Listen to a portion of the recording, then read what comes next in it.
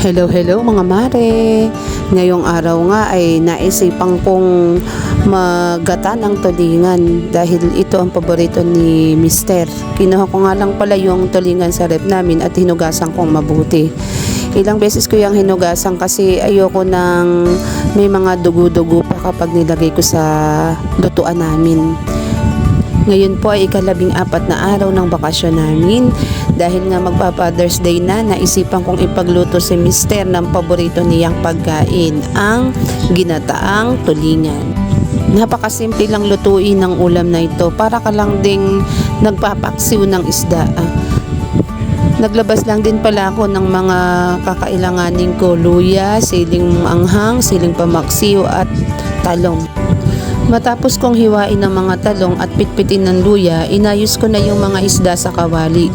Nilagay ko lang yan ng ganyan para lahat sila ay malagyan ng mga pampalasa. Nilagay ko nga lang din yung talong. Pagkatapos sinunod ko na rin yung mga sili at yung luya.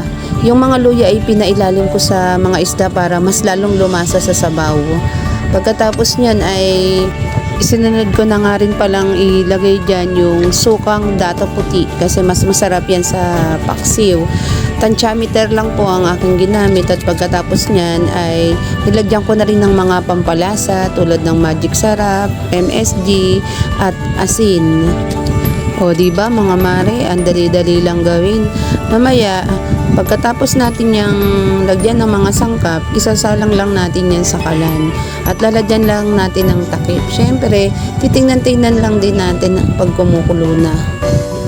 Kapag kumukulo na, wag po natin munang hahaluin kasi nga po baka mahilaw ang suka. Hayaan lang po natin siyang kumulo ng mga ilang minuto. Maaamoy naman po natin yan kapag luto na yung suka. Nung nakita kong medyo naubos na yung suka, konti na lang yung sabaw, inilagay ko na po yung kokomama. Pagkatapos po yung kokomama, nilagyan ko ng konting tubig at ibinuhos ko uli sa ulam para magkaroon ng sabaw. Napakasimple lang lutuin, di ba mga mare? Kahit na nagsisimula pa lang kayong magluto para sa pamilya nyo, ay kayang-kaya nyo po itong lutuin. Ayan. Nung nailagay ko na nga pala yung gata, ay binalibaligtad ko lamang yung mga isda para yung bawat bahagi niya ay makatanggap ng parehong lasa. Yan, ginalaw-galaw ko nga lang din yung kawali diyan para umikot-ikot yung mga sabaw at kumapit ng husto sa isda. O diba mga mare, itsura pa lang, hindi pa yan luto pero napaka sarap ng tingnan, nakakatakam na, lalo na siguro kung nandirito kayo at maamoy ninyo, napakasarap. Naluto na nga rin pala yung aking sinaing na may pandan at eto, nung buksan ko ang takip ng aking kawali ay kumukulo na ang aming ulam. At eto nga, luto na ang ating ginataang tulingan na may maanghang na sili.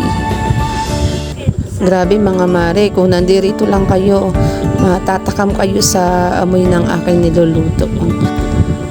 Ayan, naluto na nga ang ating ginataang tulingan.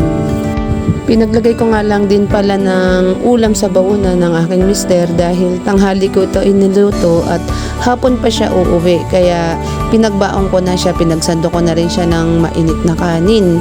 Sigurado ako na magugustuhan nito ni mister dahil ito ay paborito niya. Pinagdagan ko na nga lang din pala ng saging at ng patis. Kain po tayo!